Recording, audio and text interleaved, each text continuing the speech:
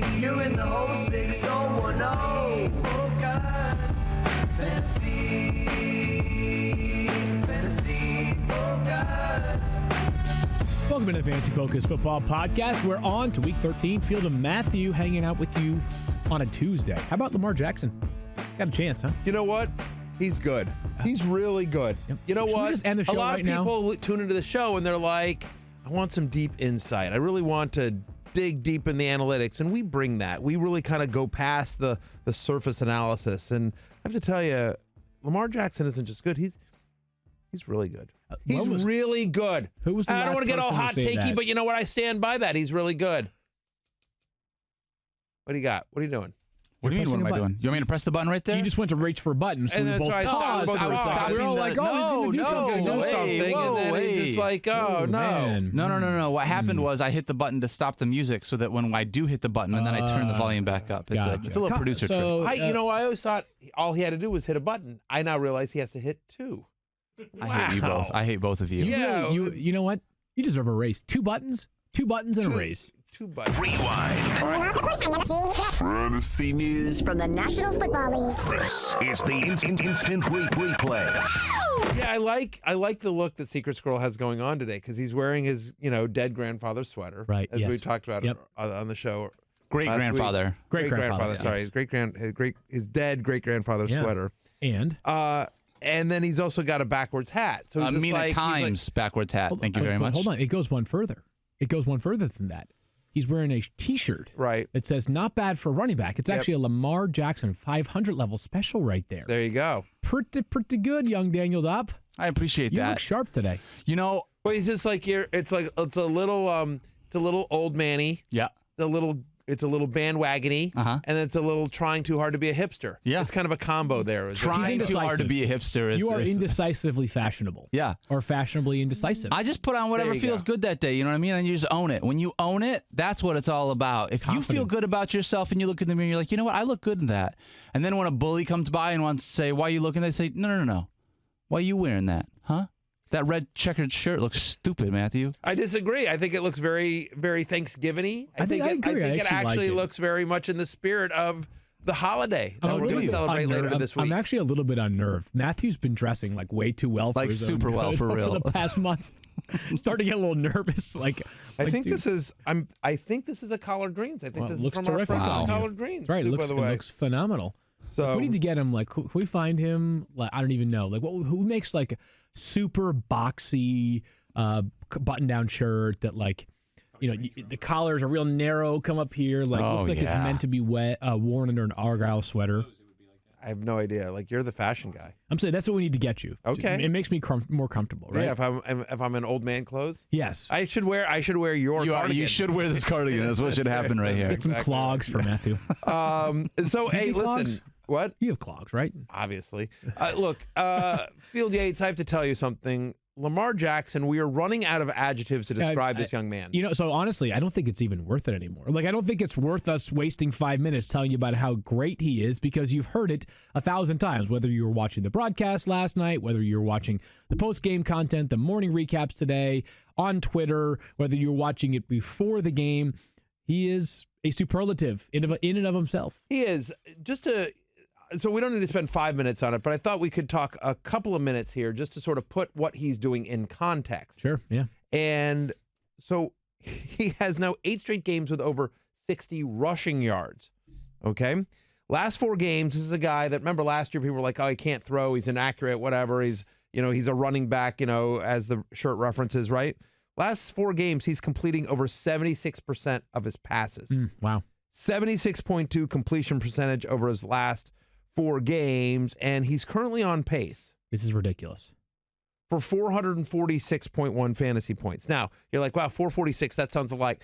Just to give you some sort of comparison, last year, Patrick Mahomes set the record for quarterbacks with fantasy points with 417. Not bad. And Jackson is on pace for 446. Yeah, it's like, not only is he on ridiculous. pace to beat it, but smash it. Yeah, he's ridiculous. There are no words, man. He has totally unlocked every fantasy cheat code that there is. He has us rethinking the way that we evaluate the fantasy quarterback position. He has I underscored think the NFL quarterback position. that as well. I like a lot of obviously. general Sure. managers have Yeah. to do some soul searching. But just think about how much value. And again, the passing was phenomenal last night. He had 5 passing touchdowns. But the rushing yards is such an element that you simply cannot stop if you're a real-life defense. You cannot stop it if you are playing against him in fantasy football. He is the league winner. We spent all offseason saying, well, at least I was like, there's no way we'll have another Patrick Mahomes because throwing 50 touchdowns in one season is something that's happened 3 times in the first 99 years of the NFL. All right, so we're not going to have a 50 touchdown passer this year, but we're going to have a Patrick Mahomes-like player in Lamar Jackson who is just that rare. He is 9th in the NFL in rushing yards. Yeah, it's he's like a ridiculous. top 10 rusher. Yeah. Like before he's even thrown a pass. And to your point, he threw 5 touchdown passes. And the other thing that we've mentioned this before, but the other thing that I think is just so phenomenal and mind-blowing, Field, is that as great as Patrick Mahomes is and was last year, and as magical as he was, there's a little bit where you're like, when you sort of look back, when we were at this point last year and we were talking about Mahomes, there's a little bit where you're like, we can sort of see this. Like it makes sense to us. In addition to the phenomenal talent that Mahomes has, very fantasy-friendly offensive coach with Andy Reid, Tyreek Hill, Travis Kelce, Sammy Watkins. There was an offense that had Alex Smith be a top 5 fantasy quarterback the year previously. Mm-hmm. So you're like, it sort of made sense. Right.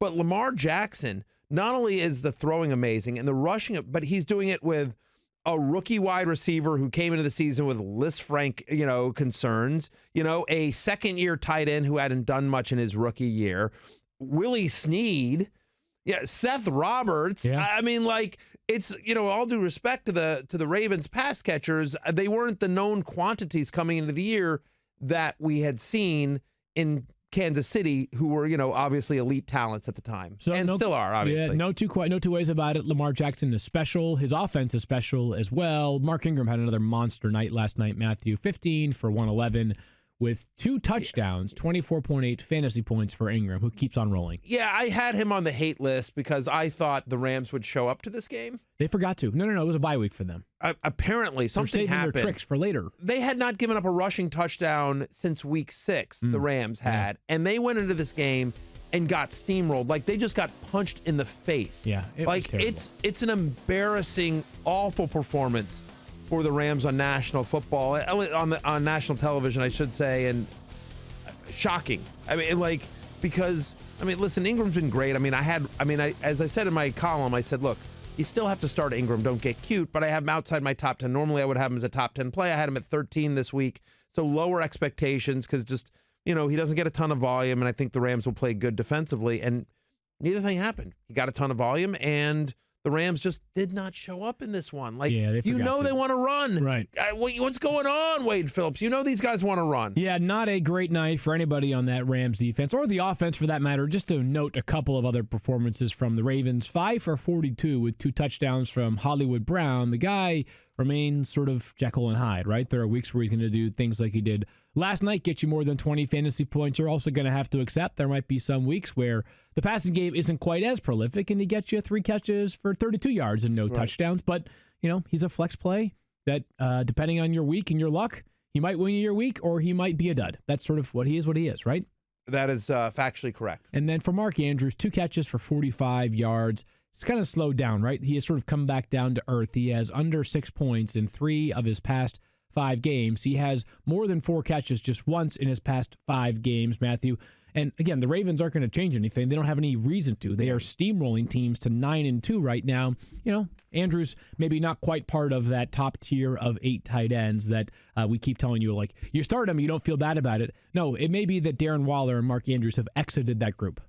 It feels like it just in terms of the inconsistency. Having said that, given how poor the position is so far this year, you still have to roll him out there. I can't imagine not starting Mark Andrews unless listen, the way drafts went this year, you easily could have a Kelce, a Kittle, an Ertz, and Andrews, right? And so we saw people like even in the War Room League. I believe Scott Clark for a while was able to trot out both Mark Andrews and Dallas Goedert into his lineup because both players were playing effectively. I haven't looked at Scott's lineup for this upcoming week, but I imagine it probably won't include both players. Andrews has certainly come back down to earth.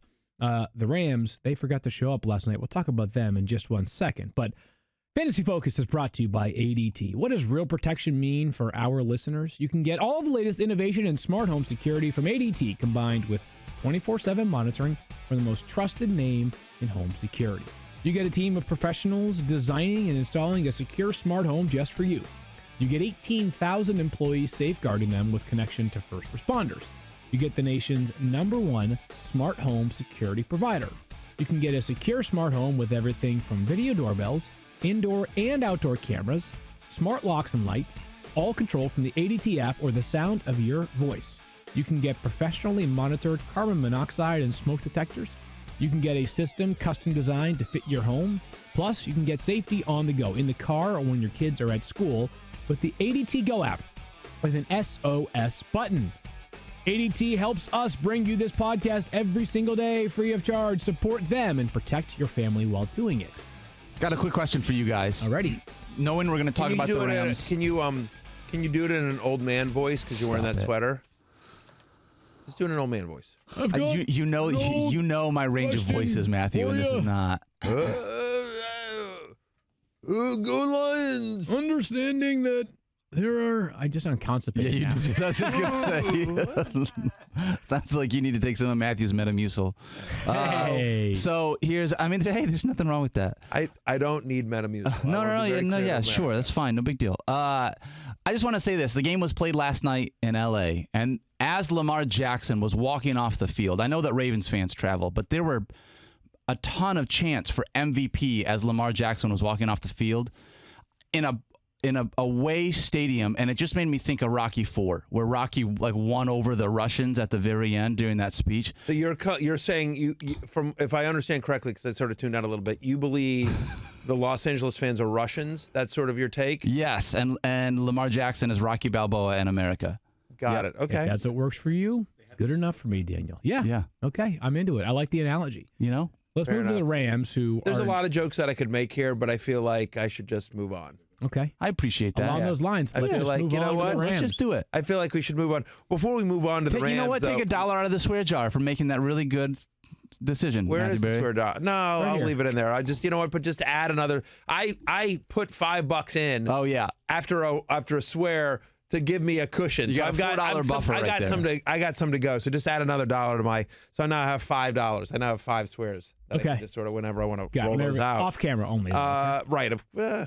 Listen, if you really listen, close right there. I mean, honestly, if you listen to Ariel and the Bad Guy, Wow. they're push the limits, salty. right? Yeah. It's a salty show. It's a great show, but Great show. it's a salty show. Ariel's a great dude. Fantastic podcast. You go check it out if you love UFC. You absolutely should. He is the man when it comes to UFC. But I just wanted to mention one last thing to put a bow on the Ravens offense last night and just how amazing they were. You tweeted this last night, Field, and I thought this was very prescient. You tweeted, Ravens tonight, 6 offensive touchdowns on 6 drives. Redskins since week 4, 5 offensive touchdowns on 90 drives. The Redskins give me a lot of fodder these days, Matthew. They really do. Who gives me more fodder, the Redskins offense or you, the biggest Redskins fan I know? I think the Redskins give me more fodder because I am for it. Right. Like, I'm not, people try to troll me by my team's better than your Redskins. And I'm like, yeah, they are. You know what, Matthew? My team's not better than your Redskins. How do you like they that? still are. That's They trolling still right are. there. No. Your team's better. They aren't. They might not be. No, They might not be. No. The Lions are better. It was just a fluky game. It was weird. But yeah, I mean, the Redskins are an awful, horrific franchise that needs to fire the general manager. Oh, they won't. They won't. Don't I you know worry. they won't. They won't. I know. Now they think they're close. They beat the Lions. Right. Yeah. Now they're gonna finish like 2 and something. Well, they might even win a third game. Let's do some math here. The Lions lost to the Packers very close early on in the season. The Packers are a very good team. They're 8-3. Yep. So they beat a team by the same number of points that the Packers beat a team. So ipso facto, the Redskins are basically the Packers. Yeah, Super Bowl contenders. Okay, got it. Yeah, I mean that's just how delusional some people there in that organization are. Is that they see that that they won't recognize that stat. That 5 offensive touchdowns on 90 drives. Yeah, on 90 drives. 1 out of They've had 18. 5 offensive touchdowns since week 4. Yeah. Ravens did 6. In their first 6 drives last night. First 6 drives last night. It was pretty incredible. The Rams had no such against luck. a good defense. The Rams, no, I don't know about that. Well, in theory. Rams, yeah, in theory. The Rams were very Redskins last night. Jared Goff had 212 passing yards and 2 interceptions, good for 4.4 fantasy points. Over the past 3 weeks, Matthew, 628 passing yards, 0 touchdowns, 5 interceptions. He has 13.3 fantasy points. He is quarterback 32. He Quarterback 32. Completely unplayable. And Matthew, the issue, I mean, I don't think anybody that's still competing in the fantasy football regular season with the playoffs right around the corner was relying on Jared Goff last night. I think the percentage of people was very, very insignificant, sure. right? So I actually think the conversation, and we don't have to get into it right now, is more about the Rams. Yeah. Like, have they backed themselves into a corner? Did you know that when you factor in the money that is still owed to Jared Goff between a deferred signing bonus and roster bonuses, guess how much the Rams owe him between now and March 31st of 2020? March 31st of 2020. Yeah, so like $30 million? Like another 5 months? $46 million. $46 more million going to Jared Goff in cold, hard You know what? cash. Let's applaud Jared Goff's agent. Who's Jared Goff's agent? Tollner Brothers. There you go. They have the same people that did the Carson Wentz deal. Oh, there you Yeah, so they cashed in on 2 separate deals, and I understand that there's a lot. Listen, many smart people have pointed out that there's a lot more that goes into quarterback play besides just the quarterback. There's context of coaching and players around him and all that stuff. Jared Goff, but you know what, though, Matthew? We can reasonably say Jared Goff has not been nearly as good as he needs to be. To whom much is given, much is expected. Jared Goff has not been good enough over the past 3 weeks. And so, again, I really don't think anybody was starting Jared Goff last night. Do you? No. I mean, No, I don't. But yes, I mean, listen, he's been out without Brandon Cooks for a little while. Robert Woods missed a game. The offensive line is, but when you're making that kind of money, you can't be the 32nd best quarterback in the NFL. You simply cannot over a 3-week stretch. And the undercurrent is what it means for everybody else on this offense, Matthew. Right. Now, we'll talk about the pass catchers in just a second. I don't think Todd Gurley's production is strictly a reflection of Jared Goff's play, but when the passing game's not stressing you, you say, you know what? Go ahead.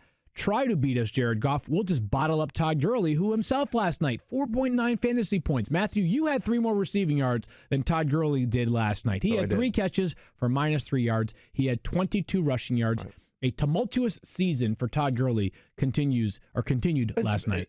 Every single one of the Rams, I mean, again, like this is a team that was all 3 wide receivers were taken in the top 20. Yep. Jared Goff was taken, as a late round flyer, but still, he was drafted. He was absolutely drafted. He was a top 10 fantasy quarterback last year, Jared Goff was. Yeah. So Jared Goff was drafted I would guess, without knowing the ADP off the top of my head, my guess is he went in the top 15 of quarterbacks. Yeah, that's and I bet you, look, quarterback 13.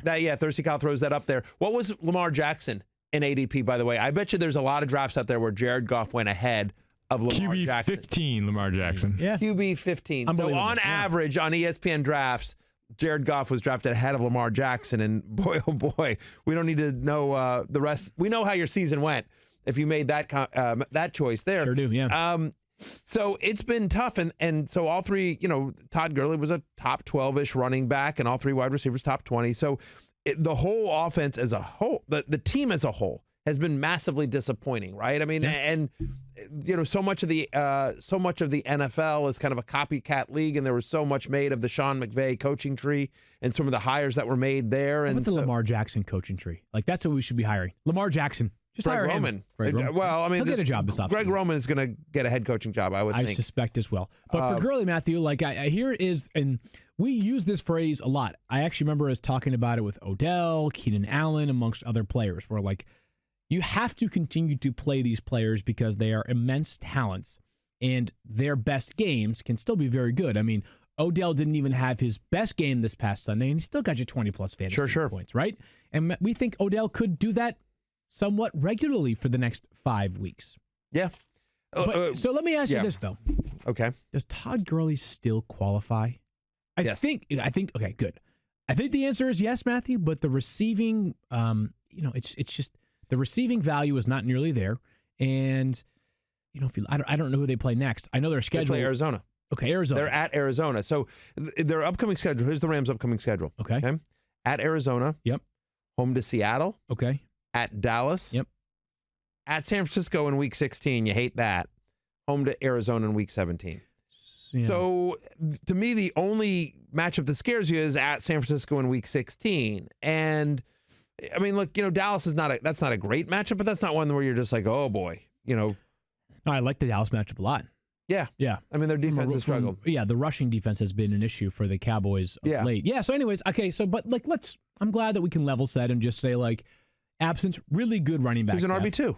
Yeah, you're still trotting him out there most weeks, all things being equal. The receivers, Matthew, are a little bit confusing. Not totally. I think Cooper Kupp and Robert Woods still sort of have their value, right? Matthew's little Cooper Kupp. Thank you. 6 catches, 35 yards last night. 10 targets, though. 10 targets, and he just hasn't had the monster game of late that we saw so frequently early on in the season. He's sort of been tiny bit sort of seesaw, right? I mean, he's got 6 games this season with under 55 receiving yards. Then he has 5 games this season up over 100 yards. So the very best of Cooper Kupp has been a clear-cut wide receiver 1. The other side of the Cooper Kupp coin has been a guy that, he hasn't totally sort of sabotaged your lineup, but hasn't won you your week either. And we kind of maybe have to accept that. If it's 11 games in, we have to accept that, right? Yeah, I mean, I think there was a while there early on in the season where we're like, this guy's a top 10 fantasy wide receiver, and now I think he's sort of back to where he was drafted, which is as a top 20 guy, and so where there's a little bit of inconsistency, but we know he's going to get a lot of looks, and that in theory it's a high scoring offense. Now they looked miserable last night, and so Jared Goff being as bad as he was sort of sunk the entire offense, and it wasn't just him. The entire offense played poorly. The entire team played poorly. The defense, the offense, they couldn't sustain drives. The one weird thing for me is Week 5 at Seattle was the last time Cooper Kupp got an end zone target. And this is a guy that last year was such a key part, and the year before, just when they got into the red zone, when they got in close, he was the guy. That was who Jared Goff looked for. So that's been the whole offense has just seemed out of sync. Entirely out of sync. Robert Woods had a decent night last night, Matthew. Much of it came late. 6 for 97 for Woods. But you know how many receiving touchdowns he has one big chunk play, which I was so annoyed because we do this dumb thing on fantasy football now called it's competitive. It's called Red Zone, and it's basically where Field, myself, Stefania, and Will Kane, our host, we do kind of player props, right? Yep.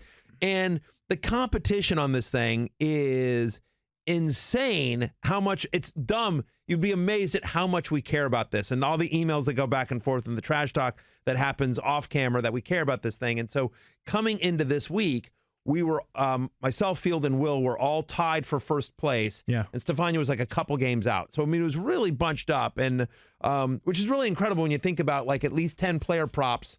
I mean, and we're through whatever it is, 11 weeks, so 12 weeks now, right? So I mean, it was over 120 player props. And we're all basically the same. And so, anyway, I had a bad week. Everyone else had a very good week, and I needed Jared Goff to be under 200 yards, which he was for the longest time. He was at 166 yards and was 4th and whatever. And then Robert Woods gets I want to say a 40-yard reception, something like that. Yeah. A 43-yard, just complete baloney, junk time, minute and a half left, just such BS. And I was so furious last night at that. Check out Fantasy Football Now on Sunday mornings, 10 a.m. We usually do the Red Zone at the top of the 11, 12 hour, and then we do it at the end of the show to put a bow on it. We had a lot of fun with that. Last one here on the Rams. Brandon Cooks, man. But it was good to see Woods. I mean, I feel like Woods is the same thing. I think Woods and Cooks are basically still top 20 guys that you're rolling out there. And you certainly like them next week against Arizona. Yes, you sure do. Hopefully they can bounce back, even with Arizona coming off of a bye. Brandon Cooks, 2 for 32, Matthew. Last time he had more than 4 catches in a game, Week 4 against Tampa Bay. It's been such a weird, bad year. Yeah, it's tough. For Trying Brandon Cooks. I mean, he's a talented player, talented young player, and just I don't know what's happened. Well, I don't want to belabor this. First of all, obviously the concussions have impacted Brandon Cooks, but again, this is a football conversation, not a fantasy football conversation, but it's concerning right now with the Rams. Todd Gurley over the next 2 years, making $30 million in cash. Right. Wow. Brandon Cooks is a $16 million per year. $16 million per year lot of wide money. receiver. That's why the Patriots, and not that the Patriots are infallible, but they traded Brandon Cooks because they didn't feel like they could justify paying him $16 million a year. The Rams had given to us, and now he's their third, fourth best passing game option, right? Yeah. Like, it's a problem. The Rams have Jalen Ramsey. They have to pay him. They have no first-round pick till 2022. Jared Goff's making all that money. It's a weird time right now for the Los Angeles Rams. What do you got, Daniel? You guys said that Brandon Cooks is still Robert Woods. I understand, but Brandon Cooks is still potentially a top 20 wide receiver. And I didn't say that. No, Matt, He didn't say that either. No. What did you? Thanks for watching the show. What did you I just said say? Robert Woods and Cooper Kupp are still basically top 20-ish wide I think you said receivers. I thought you said Cooks. Okay, I think we good. said Cook's a desperation flex play. Good. That's, All right. that's what Field said. I said he's still a talented player, but it's just been weird. They took a couple of deep shots to him, which I was encouraged by. It didn't connect, but Yeah. I was encouraged by at least they tried. But it's funny that now we're like, yeah, listen, they tried to throw the football downfield to Brandon Cooks. like, He hasn't had relative to double-digit fantasy points since week 4. Yeah, Yeah. it's crazy. That's ridiculous. He has, and I have a decent amount of Brandon Cooks this year. He's been tough, and the frustrating thing with this year, and we're going to get into this a little bit later, but the frustrating thing with this year is that every year there's misses, right? Brandon Cooks was a miss. Like, I liked him and his ADP was top 20, so I was not alone in missing on him. But on the teams where I have him, or other teams where you have some people that miss, the problem is this year is that when you miss, it wasn't like you're like, well, but at least, like, okay, so DJ Chark, right? But like, there haven't been that many people that have popped as free agents or waiver wire guys that, yeah, you missed on Brandon Cooks, but you grabbed DJ Chark. Right. Other than him, like, I'm trying to think of somebody like Devontae Parker, I guess. Yeah, but I mean, that's like, fair. But there haven't been a ton of guys. As a matter of fact, there have been way more whiffs than there have been undiscovered finds. Like, honestly, the list is lengthy, whether it's Brandon Cooks, whether it's further down like someone like Dante Moncrief, whether it's, honestly, Robbie Anderson's been bad relative to expectations. There have been a lot of players that have not produced. Little bit of news. Fitzgerald? Fitz kind of been fine. Like, he's been fine. Like, I think he's actually pretty close to where he was ADP-wise. He hasn't been amazing. I would be surprised He was good, and then he's been bad. Within 5 or 6 slots of his ADP. Let's get to some news, Matthew. Okay, this is a very short news section, and I don't even know that it matters because we've seen this before and it has not worked. Andy Dalton is now reinserted as the starter for the Cincinnati Bengals. I think there's one piece. The return of the Red Rifle. The rise of the Red Rifle. I think there's one piece of context. The resurrection of the Red Rifle. I think there's one piece of news. I think there's one potential tangent to this that matters. Because if you look at the numbers, Joe Mixon, you can make a case that it might even hurt him. Joe Mixon averaged 21 carries per game with Ryan Finley compared to 12.6 with Andy Dalton. Tyler Boyd had the same target share, 25.2 versus 25%. I'm in the middle of writing my love-hate for next week. Okay. Obviously, it's going to come out on Wednesday early because of the Thanksgiving holiday. Joe Mixon makes the hate list this week. You don't love the matchup with the Jets, by the way. They've been a really good run defense terrific run defense. recently. Yeah. But also, he literally gets half the work. So far this year, he got half the work with Andy Dalton that he got with Ryan Finley. Okay, so maybe there's more of an impact on Joe Mixon than I realized. I think that might possibly be a sample size here. But the only piece of hope that I am holding out for is that many people know that Andy Dalton's closest friend on the team is A.J. Green and vice versa. A.J. Green, to me, I've been saying this to you off the air, like, my biggest question is who he plays for in 2020. Yep. And which I think is when we'll next see him. But I do wonder if it's possible that because Andy Dalton is now back under center, A.J. Green maybe plays at some point this season. And there's some peril here, right? Like if he doesn't come back until week 16, it might be your finals, and you may be saying, I can't play A.J. Green, can I? Just mentioning it, who knows? We'll see. I still think it's a long shot, but that to me is the most pertinent part of the news from Andy Dalton. And you know who the Cincinnati Bengals play in Week 16? Patriots? Miami Dolphins. Yes! Oh, could you imagine? That would be amazing. We will see there. Look, I think it's good news if you have Tyler Boyd, if you're in a deeper league like I am in a couple where I may have to count on Auden Tate. Yeah.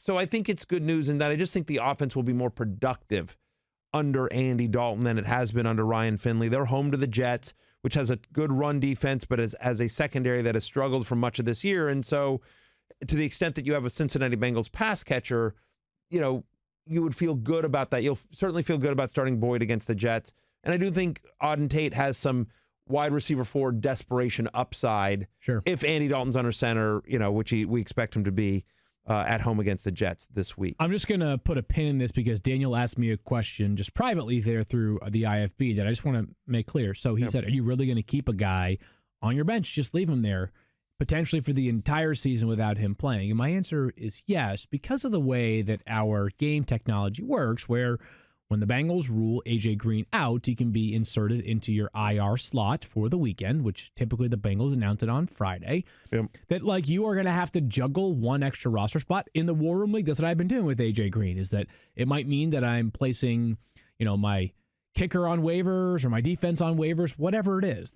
We've had to balance it. And I think that, yes, you would do that, Daniel. 70% roster still for A.J. Green. I understand the peril because he is, as I said, a long shot to play this year, but it's still A.J. Green that could be an incredible shot in the arm for your team. If he does play, even if it's a game or two, he could be a really useful pickup. Do you think Andy Dalton's a streaming option this week? If you're sitting there and you're Negative. No.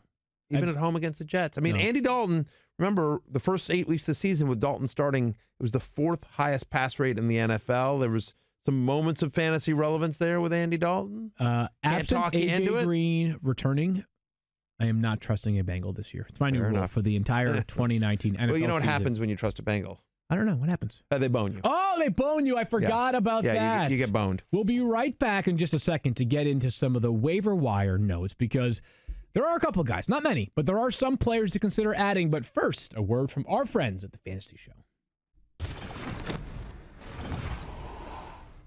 Bye weeks are now officially over for the year, which means you can no longer blame your fantasy team struggles on players being on bye. Yeah, that's right, Barry. Now the only reason your fantasy team will fail is because your roster is full of useless bums. Near up the bums. You know, Strawman, I actually kind of agree with you. Yeah, look, with bye weeks over, there's certain roster decisions that fantasy managers should consider, including dropping people. Wait a minute. Dropping bums is something you are advocating? The biggest bum of them all? Someone who is always wrong? I really need to reconsider everything I believe in. I'm so embarrassed. Please do me a favor. Look away while I quietly slurp out of here. It's gone? Okay. All right, look. Post bye weeks, if you have a player on your bench who you would never start now that your full roster's intact, you can drop him for a high ceiling player who might be available on waivers. Maybe a young receiver who has the potential for a huge game in the right matchup, a high ceiling player with a favorable schedule down the stretch, or better yet, add a handcuffed running back who would become the number one if an injury were to occur. Running backs who meet that standard include all of these guys. They're all just one injury away from being very productive starting running backs, and you could already have them sitting on your bench, ready to go in the fantasy playoffs. He's Field Yates.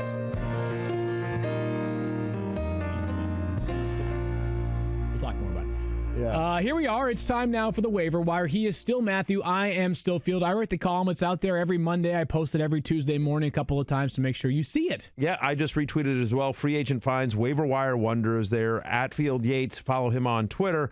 Go check out the column on ESPN.com or in the ESPN Fantasy app. I, of course, am a company man. All right, Field. So a little bit of an ugly week there, but there are a couple of guys that can be helpful in Indianapolis. Let's start at the running back position. Yeah, let's start with Jonathan Williams, the running back who's rostered in 29.2% of leagues right now. We saw it, Matthew, last week. Jordan Wilkins was not a part of the offense at all. He had 0 total fantasy points. Did Wilkins. Jonathan Williams was a workhorse for Indianapolis. Marlon Mack has already been ruled out for this upcoming week. Williams passes the eye test. The Colts have the second highest rush rate since week 8, 46.7%. It's an offense that I think at its roots has some ground and pound to it. I am in on Jonathan Williams as a potential top 20 play for the week ahead for the Colts. Yeah, and Fantasy Trends brought to you by our friends at TD Ameritrade. Remaining schedule for Jonathan Williams and the Colts.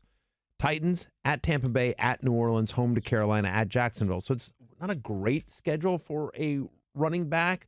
But as we've talked about, again, as you sort of mentioned, right, it's the 4th heaviest run offense in the NFL. Like, they run a ton, and it's one of the best offensive lines in the NFL. And with Frank Reich already telling us on Monday, Marlon Mack ain't playing this week.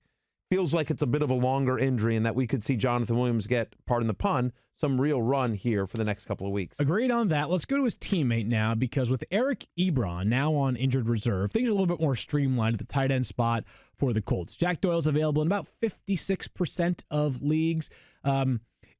We can give you the numbers about how much he's been targeted this year, which is 20.9% of his routes. But remember, that was with Eric Ebron playing. Sure. Jack Doyle by himself, no, I just think, and I know, I actually think we spend too much time talking about tight ends because I think that so many of them are basically indistinguishable.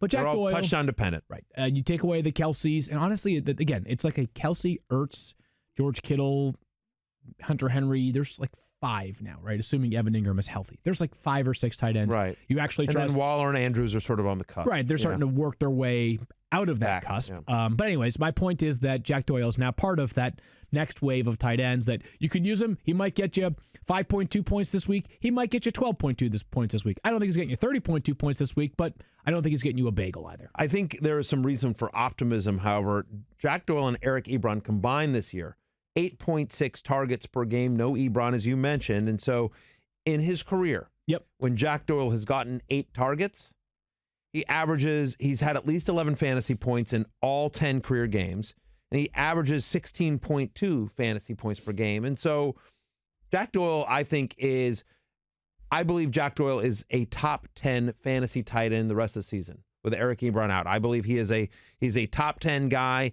He is a tight end 1. You're a bit more decisive than I am, but if anything, it only fortifies my point. Right? Go grab him.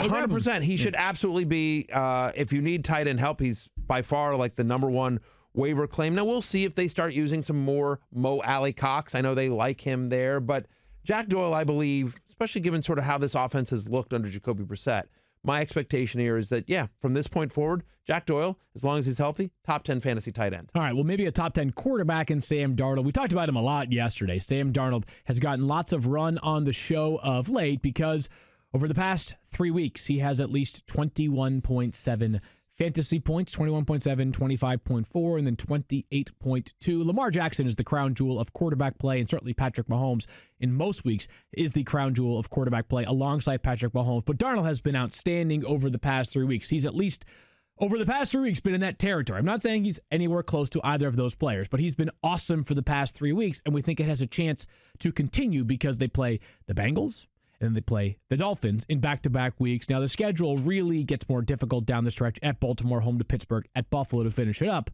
But if you either need to make the playoffs or you're trying to, again, even though your team may already be in the playoffs, it's still a week-to-week game. Sam Darnold could be a huge positional upgrade for you over your current quarterback. By the way, and look at who you're playing. Look at who else needs a quarterback to get in. Like you might be like, I'm fine. But again, sometimes the best offense is a good defense. And if you're like, I don't really need anyone on the waiver wire this week, but you're looking around and your opponent needs a quarterback or somebody you're competing with, like you're playing against somebody else and another guy or another woman in your league is playing again in a different league, different matchup, needs a quarterback.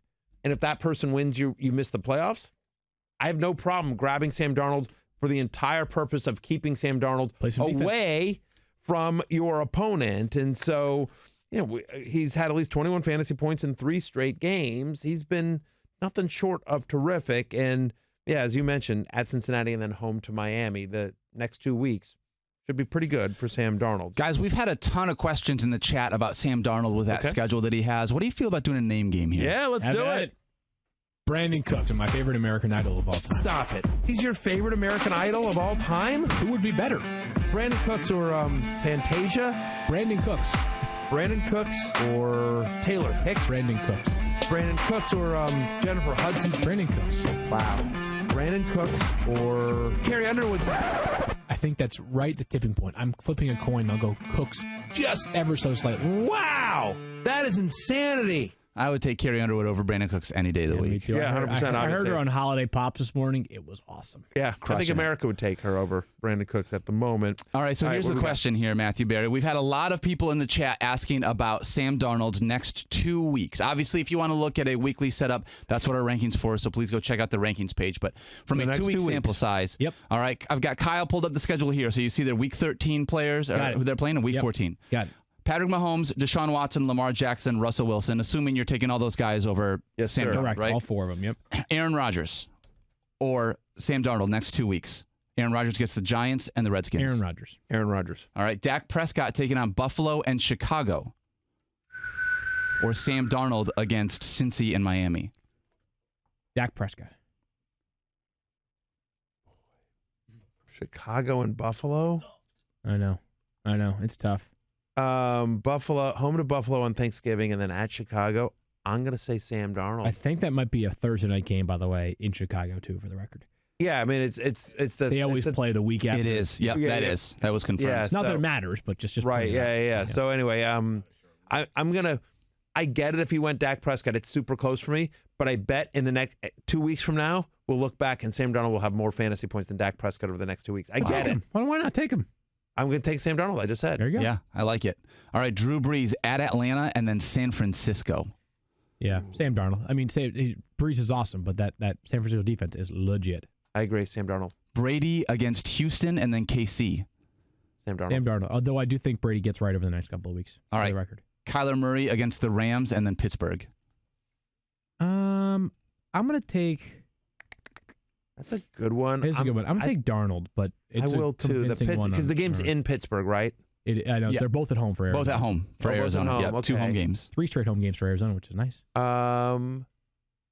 I might take Kyler Murray then. Okay. I think that one's close, but I'm going to take Kyler Murray and give me the rushing. All right, so we're sort of at a point now where everyone else doesn't really have that big name value. Looking at this list on the screen, Well, is there Carson Wentz anyone would be that the stands last out to one you? only because he plays the Dolphins and the Giants, but I still take Sam Darnold. I'm concerned. I mean, obviously, Yeah, how we're all can you not concerned. be? I think we'll get Alshon Jeffrey back this week, but between Jordan Matthews being cut yesterday, it just tells you just how bad things are offense. Not that Matthews was the solution. I'm just saying, it's Totally. a weird week right now in Philadelphia for that offense. And I'll give you Carson one Wentz is that- also banged up. Yeah, I'll give you one that you didn't ask. Yeah. But that you probably should have. Baker Mayfield. Josh Allen. No, I was going to say Josh Allen. Josh Allen's been terrific this year, but And Josh Kirk Allen Cousins, too. at Dallas and then home to Baltimore. Give me Sam Darnold.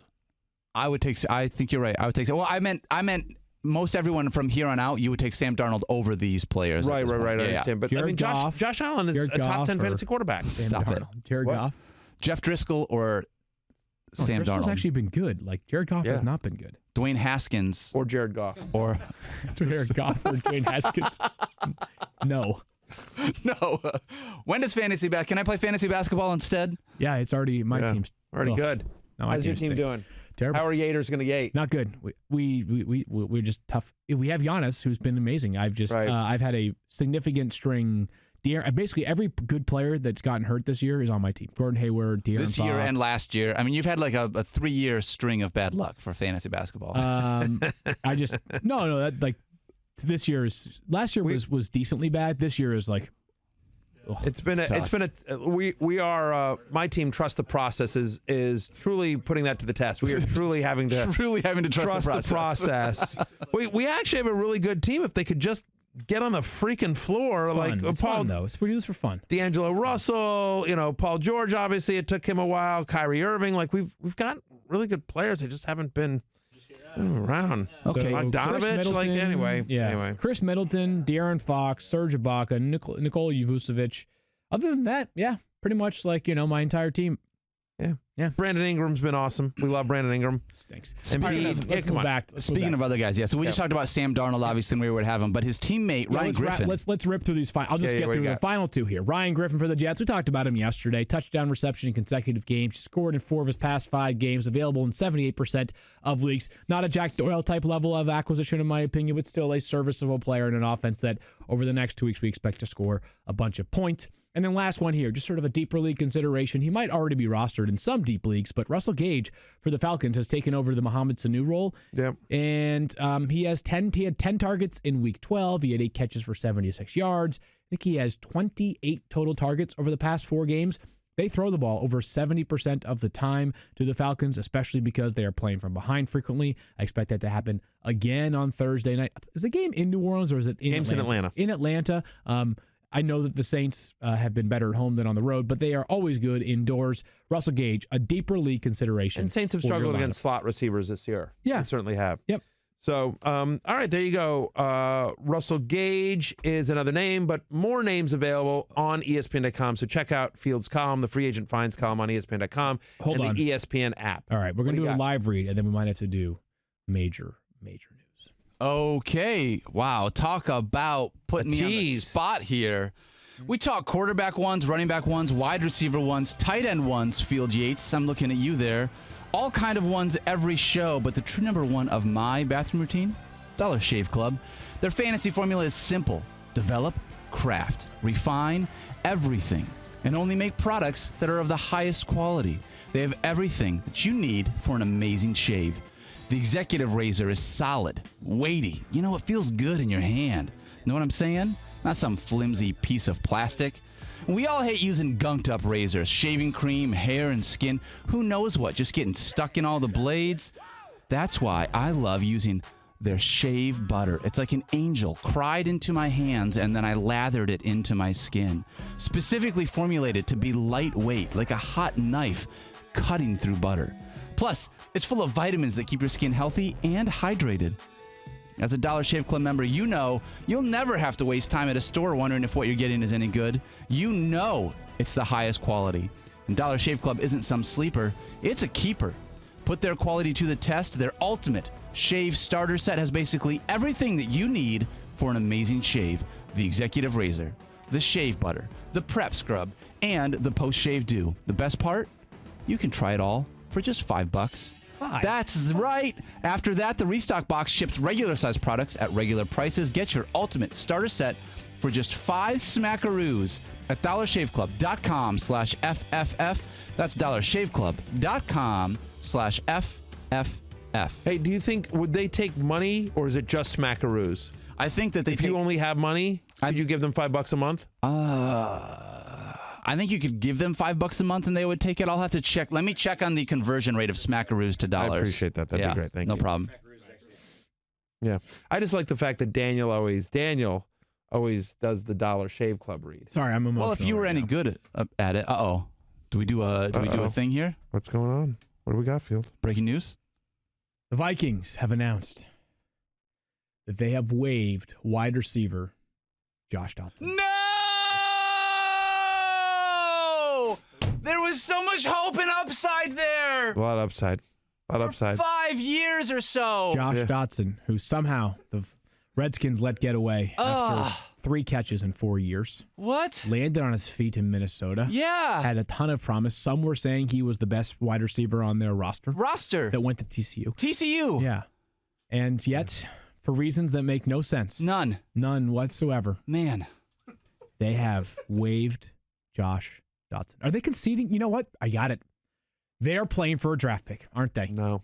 The Vikings are playing for a draft pick. It must be what it is. Wow. How do you drop a guy of that caliber? I don't know. First round pick of the Washington Redskins. And, yeah, well, listen, when you can't make it at the damn good culture of the Washington Redskins, maybe that tells you something about a player. It's a cultural thing, huh?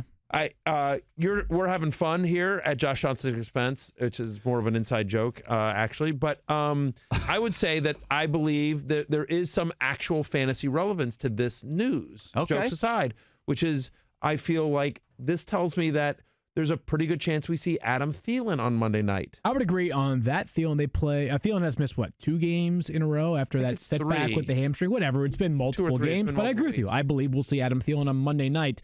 Somewhat of a big game on Monday night against the Seattle Seahawks. Lot of playoff implications. Right here on ESPN, there. I'm a company man.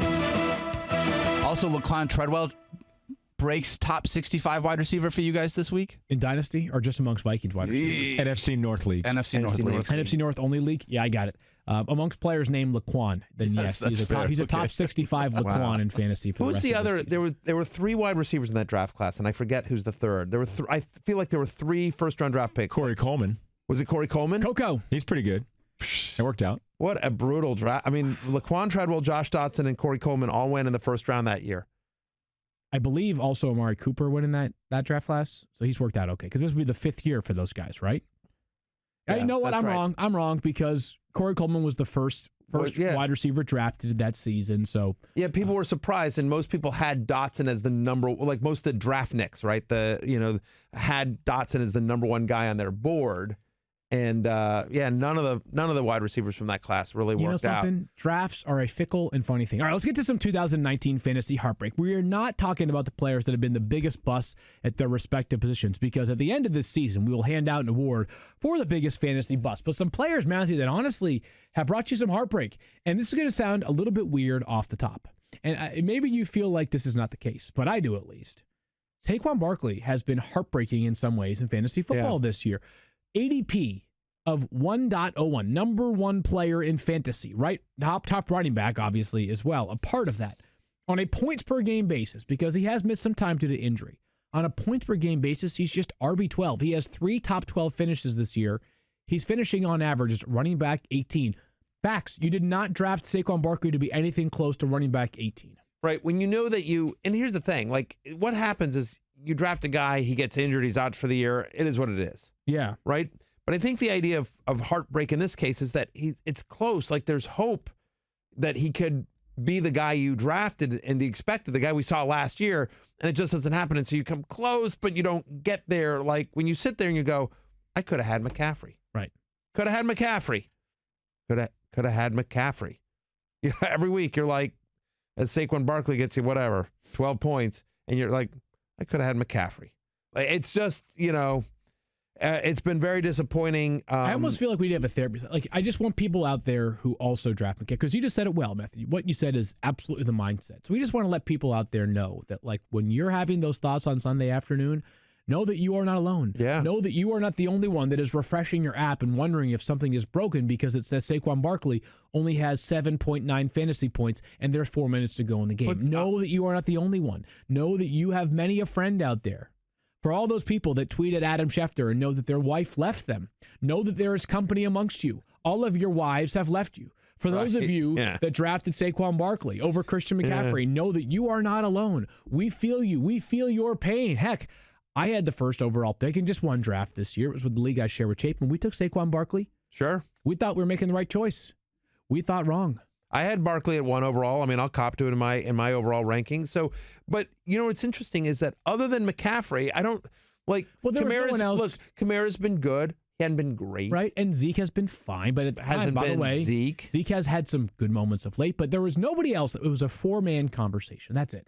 Right. No one was talking about Dalvin Cook. Don't tell me you were going to take Dalvin Cook number 1 overall. No, you weren't. No, you were not. Mike Thomas, no way. I was as high on Dalvin Cook as I think anyone, and I had him, I want to say at 8 overall, something like that, 7 or 8. Like I had him at the end of the first round, and I didn't see anyone that had Cook higher than I did. And so I'm sure there were other people that had him in that same range, but I didn't see anyone that had Cook like as a top 5 guy. Of course not. So, right. And then you think, by the way, you get out of that top 4, and who was like, I saw a lot of people that had Le'Veon Bell at 5, and that's where he went in a lot of drafts. He's been, David Johnson, a former Cardinals running back. Yeah. I mean, like it's been a tough sled there for David Johnson. Sure has been. So it's been tough. Other than Dalvin Cook has been terrific. Leonard Fournette has been pretty good. Yeah. He's really good. But, the touchdowns have been weird. But Chris Carson up until recently has Aaron Jones has been good. Not that we expected him to be consistent. Yeah. Not that you expected Aaron Jones to be a top 5 pick, but still, yes, there are a lot of players that have underperformed. Let's move on to a quarterback here, Matthew. By the way, if you drafted Saquon Barkley, just know you're not alone. Aaron Rodgers was quarterback 3 in terms of ADP. He went 43rd overall. A reminder, don't draft quarterbacks early, Matthew. It's just bad business. Yep. We love Patrick Mahomes, and even though he got hurt for a few games, and that's a huge part of why he has not produced at the same level he did last year. Even if Mahomes had played all 16 games, if you look at his per-game numbers, it's not going to be as prolific as it was last year because the touchdown passes, unsurprisingly, have regressed a little bit. He's still amazing. He's still, to me, the best quarterback in football. But I digress. Don't draft quarterbacks early. Aaron Rodgers has 7 finishes as quarterback 19 or worse this year. His average weekly finish, Matthew, is 16th. Yeah. That's crazy to think about. Yeah. And by the way, the craziest part to think about is that you say those numbers and you're like, wait, they're 8-3? Yeah. Wait, what? I mean, they've been great this year. That's been the problem is that that there's no, quote, hope on the rise because it's been working. Right? Well, for the most part. So the hope on the horizon for Aaron Rodgers' schedule is just so beautiful, right? You got Giants, Redskins, Bears don't love. At Minnesota you like. At Detroit you're okay with. So the schedule finishes up nicely for Aaron Rodgers, but it has been a tough year up to this. It hasn't been point. an Aaron Rodgers year. It has not been. A couple more players here. Robert Woods, we talked about earlier. We don't need to go through this too much more, Matthew, but he has just 3 top 20 finishes. He has not scored a touchdown this year. I keep telling you, this is going to be the week, and I keep guessing wrong. I don't know what it's going to take for Robert Woods to find the end zone. It has not happened so far through 12 weeks of the fantasy football season. The target share has been fine, but touchdowns being as fleeting as they have been are a problem. He has a rushing touchdown. Sorry, I meant no receiving touchdowns. Receiving touchdown. Right. Unbelievable. So just one rushing touchdown for the entire season. He has just one end zone target. Just one receiving touchdown. He has one. I'm sorry. What's he has 0 receiving touchdowns. 0 receiving touchdowns, one rushing touchdown. Yes. Got it. Okay. Yep, correct. Last thing I'll say, so he has one end zone target this season. Cooper Kupp hasn't had one since week 4. I don't know who the Rams are throwing to into the end zone, but they're not throwing it to the right players. And then one more here, Matthew. A lot of people were hot on this player going into the season because they should be. He's a really talented guy, and he plays a position that's hard to find players at, is O.J. Howard. He was tight end 5 in terms of average draft position. He was a 6th round pick in terms of average draft position. He's averaging 5 points per game. Not 1, not 2, not 3, not 4, but 5 whole points. Woohoo, 5, a handful. And it feels like there have been several weeks where he's come out with 0 points whatsoever. Matthew, it has been a massively disappointing season for O.J. Howard, who I can't figure out why they are not more reliant upon him. It's one of the biggest mysteries because we know this guy has physical skills and it's a pass-friendly, fantasy-friendly offense. And just, you're like, where is that guy? What has happened to O.J. Howard? And I would say, based on non-injury-related production or lack of production, okay, non-injury-related lack of production, plus where he was drafted, O.J. Howard to me would be my nominee at the moment for bust of the year. Don't fantasy bust of the year. I don't disagree. He did have a little bit of time where he was missing because of injury, a couple games there, but still, even when he has played and he has been healthy, he has been listen, brutal. The other guys we talked about here, you think about Rodgers, Barkley, Robert Woods. None of them have lived up to expectations, but all have had useful moments this year. All have had moments where they were usable. They weren't what you expected. They underperformed their ADP, but they've been fantasy relevant and useful. O.J. Howard has been, from a fantasy perspective, useless this year. Yeah, agreed. He had one good game, and it was a game that sort of came out of nowhere. So no one started him in that game. No one was starting him. The one chance you actually had that it would be worth. I mean, I guess it was Arizona, so maybe you did because you're like, tight ends against Arizona. But I think that was his. That was the one. It was week 10 against Arizona. He hadn't played the 2 weeks prior, so even if you thought the tight end was going to do well, it would have been hard to peg Howard. Yeah, he was like so he would have been just a hope and a prayer start there. So he's my nominee. We'll do it at the end. We'll do all the awards, but at the moment, he would be my nominee for fantasy bust of the year. Time now for Crap Promo.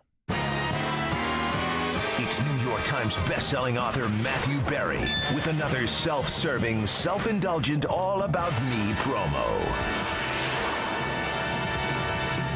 Once again, want to just talk about fantasylife.com. We've got the holidays. We're coming up on Friday is Black Friday and then Cyber Monday, and people often use this upcoming weekend as a big shopping weekend to get gifts for the loved ones in their life, the people in their life that they need to get a gift for, even if it's yourself. FantasyLife.com has everything you need for the fantasy sports enthusiast in your life. We've got tons of apparel. We've got tumblers. We've got hats. We got trophies, loser trophies, winner trophies. We've got all sorts of stuff for women as well. This is not just men, but we have cute tank tops for women as well. Lots of designs and phrases.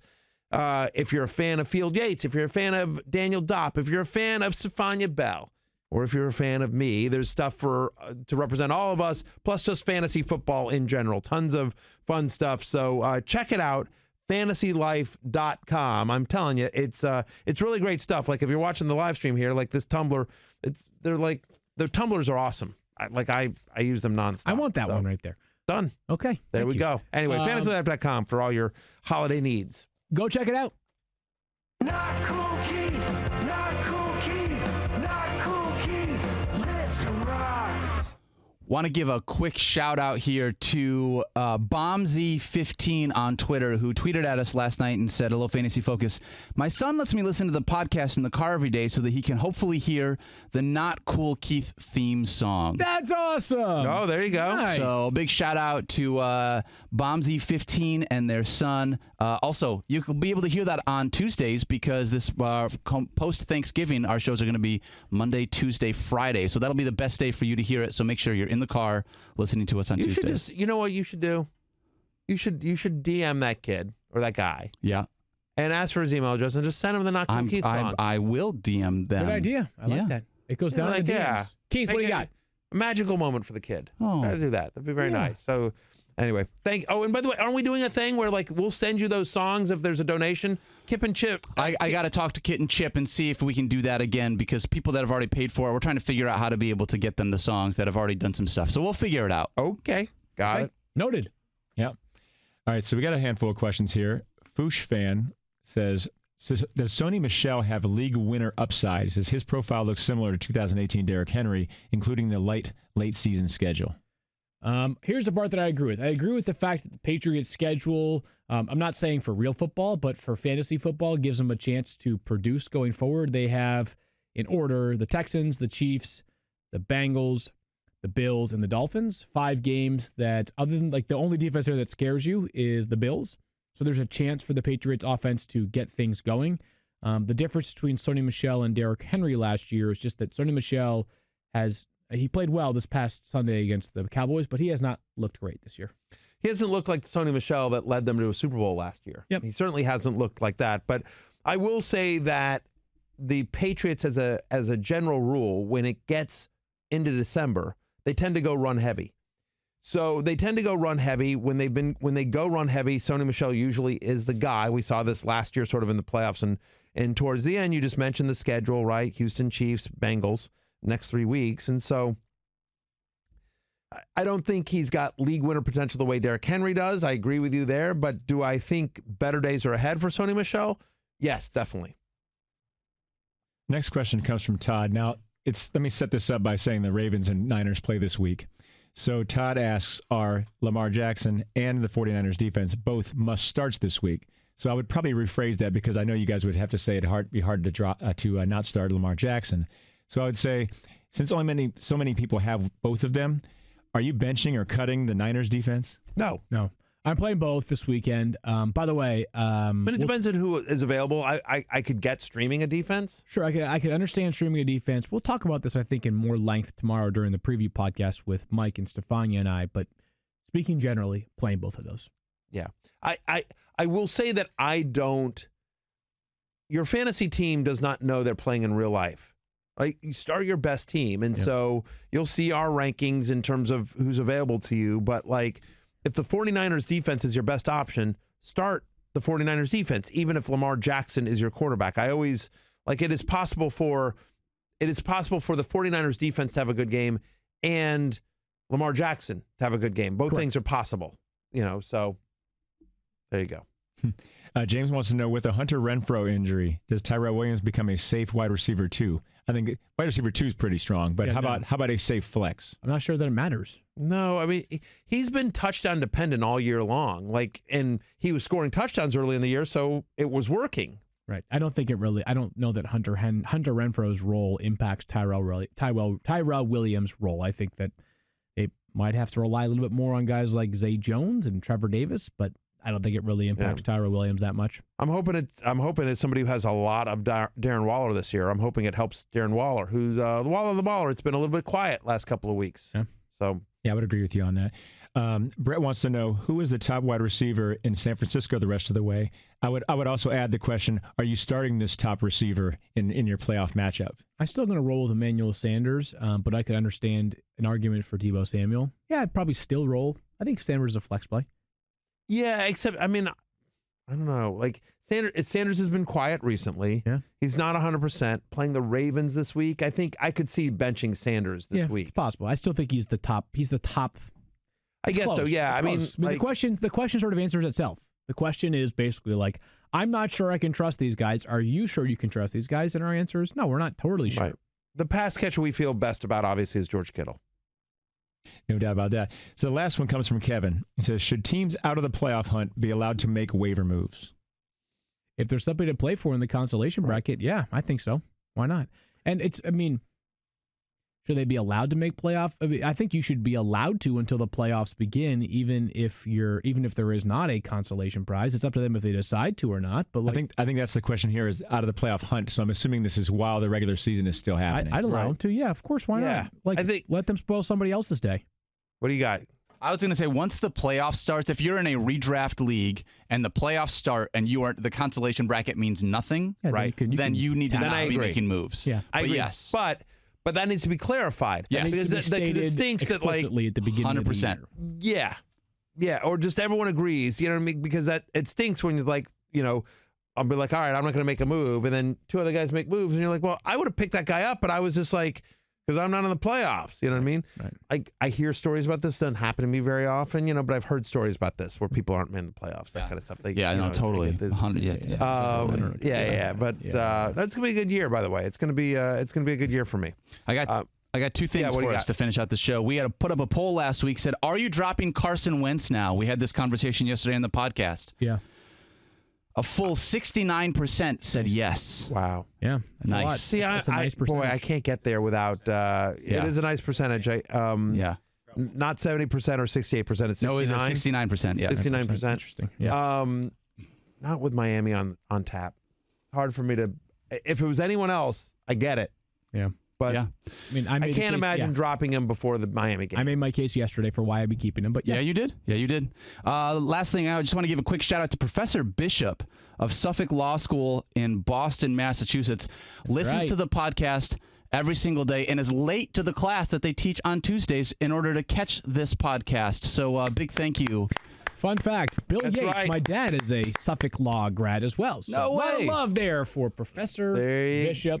We appreciate you. Hopefully you're not that late to your class today. There you go. But hurting higher education, that is the 06010 way. In a nutshell, we are back on Wednesday. Me, Mike, Stefania, previewing every single game. For Matthew, I'm Phil. We'll talk to you later. Peace out.